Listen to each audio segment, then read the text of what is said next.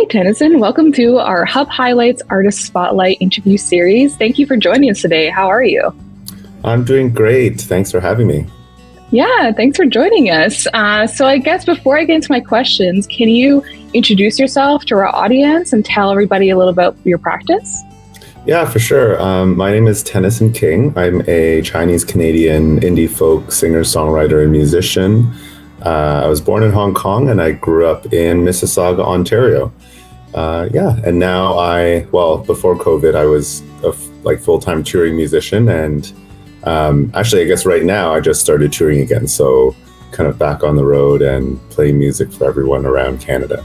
That's great. So, that goes right into my first question. So you are on the road a lot more, obviously, now that COVID's kind of loosened a little bit. What feeds your soul from being on the road right now?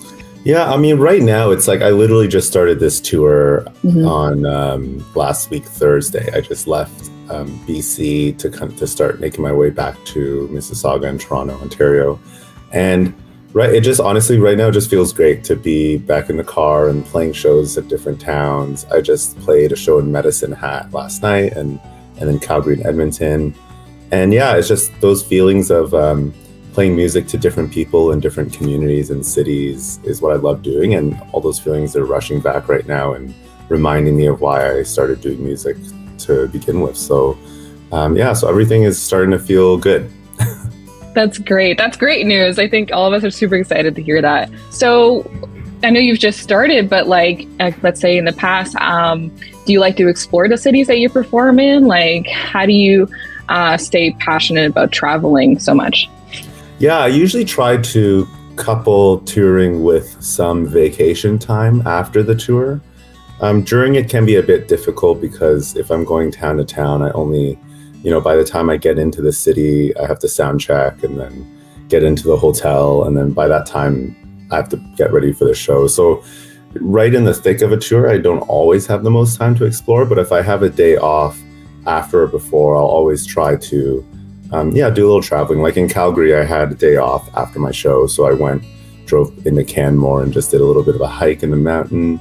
Nice. When I tour in Asia, I often will go, last time I played, I did a week or two of shows in Vietnam. And then after I took 3 weeks off while I was there and just traveled around. So I'll always try to kind of do something like that where I add a little time off at the end of or beginning of a tour. Nice. Is there a favorite city you have visited? Favorite city? That's a tough one because I don't want to make any city feel bad. True. But I do. Favorite experience?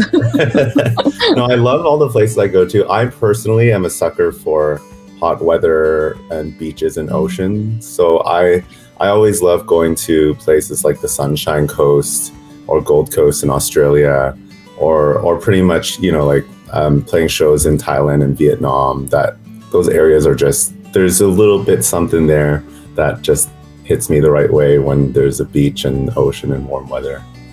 Yeah, I feel like it's probably nice, especially with all the snow and the cold. So I think we'd all enjoy that. So I think I want to get into how do you incorporate storytelling into your music? Yeah, a lot of all my songs are pretty much based off my experiences and my personal life experiences. And often my new record is a lot based on traveling and introspective thought during traveling. So at shows, I just I just like to share what mindset I was in or where I was physically when I wrote a song. So and they often come from maybe a funny story or unique story or something so impactful that happened to me that I needed to write about it. So yeah, before I perform a song, I'll generally lead in with a bit of a story of where I was at when I wrote it, and then kind of go into it to give people a bit of a perspective. And I think the songs itself, even if I didn't do that, they're pretty storytelling on its own. It generally has a pretty good, I try to write with a beginning, middle, and an end kind of mentality with my songs. For sure. So can you tell us a little bit more about your new album, Good Company, a little bit more detail? Do you have a favorite story from the process of creating it? Yeah, well, yeah, Good Company, that album is, I actually, so I've been writing it for the past like 4 or 5 years, but it's been a collection of ideas, like literally thousands of voice memos that I've been making since I started touring back in 2017. And I actually finally had time to sit down and put all the songs together when COVID hit, because I kept planning to write it, but I just was touring so much and loving it that I didn't want to stop touring and sit down and actually make the record. But so COVID actually kind of helped me sit down, and I actually went through all my voice memos, and it was great because I could nostalgically go back into those feelings. So a lot of it were like the opening song of the album is called Share This Moment. And I wrote that sitting on this beach called 9 Mile Beach in a place called Foster, New South Wales. And I was like the only person on this beach, and it's literally 9 miles. That's why it's called 9 Mile Beach. They're not very creative, I guess, with their names out there. But yeah, I was just sitting there by myself, and it was just a beautiful sunny day. The waves were just like rolling in just close to my toes where I was sitting, and I had my little dinky acoustic travel guitar that was like all out of tune, but I just managed to like find a couple of chords in that random tuning, and was just playing, and I just kind of was singing about came up with a vocal melody, and I just started singing about my experiences traveling alone, at touring and traveling and backpacking, and just, you know, being grateful for the different people that we connect with in our life, but specifically for me in those traveling moments. Like, you meet people sometimes for a day, sometimes for an afternoon, sometimes for 3 days, and you know, but you create these special moments with people, and then you share them, and you remember them for your life. And I just felt really grateful for that, so I wanted to really encapsulate that in a song, and that idea and that theme really kind of sets the tone for the rest of the record, because it's very much based on, you know, the connections we make in our community, and how, I mean, it's called Good Company because the idea is how we as people can be good company to each other when we're around each other, but also how we can be good company to ourselves when we're alone, because that's important too. Mm-hmm. Yeah, I think that's very good timing, especially right now where things are opening up, people are coming together again, and almost missing those connections right now, right? I think those are really, really needed. So I really hope people get that from that album, and it sounds like they will. So it sounds like you have an album release coming up on, I believe it's March 10th at the Drake Underground. Can you tell us more about the event? Do you have any special guests coming? Yeah, well, so the cool thing about that show in Toronto, it'd be my first show in Toronto in like 2.5 years, or maybe even longer.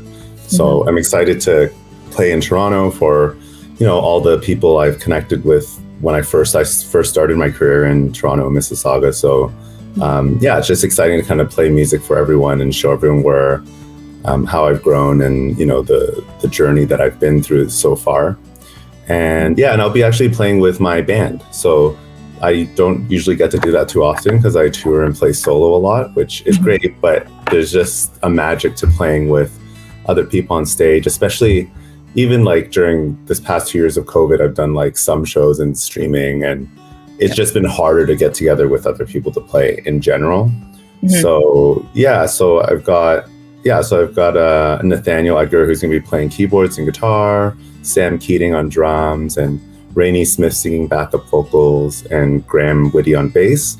And that's going to be the lineup. And yeah, we're just going to, and John Muirhead will be opening the night, who's also a super cool, he's like a travel musician as well. So it's going to be a night of like a lot of, travel and travel experience sharing, I guess. I love that. That's great. That's awesome. So it sounds like you've got a lot going on, but, you know, what does the future look like for you? More traveling? Any other projects you have coming up? Yeah, I mean, I'm hoping 2022 will be like kind of getting back into the touring mode. Hopefully, fingers crossed that's like what will happen, and I'll get to do a Canadian tour from like spring to summer kind of time period, and then I'm hoping to go back to Australia and Asia in the fall, our fall, to kind of start touring there again and connect with my audience and fans out there. Yeah, so those are all kind of in the process, and hopefully everything kind of stays good. Yeah. Yeah. Yeah, and then other than that, though, I'm going to start working on my next record soon too, and start writing for that as well. That's great. Awesome. So right now, I guess, where can people find you? What is your website and your social media handles? Yeah, my website is tennysonking.com, and my social handles on Instagram and Facebook, and TikTok too now. I'm jumped on that TikTok thing. Still figuring it out, but it's all at Tennyson King, and people can stream my music on Spotify and Google Music at Tennyson King as well. And they can also buy CDs and merch as well from my website, tennysonking.com. So pretty much if you just Google Tennyson King, you'll get too much of me probably. Awesome. Thank you so much for joining us today for our Hub Highlights Artist Interview Spotlight. And I wish you all the best with your album launch and all your touring dates and everything else up in the future for 2022. Thank you. Thanks so much for having me.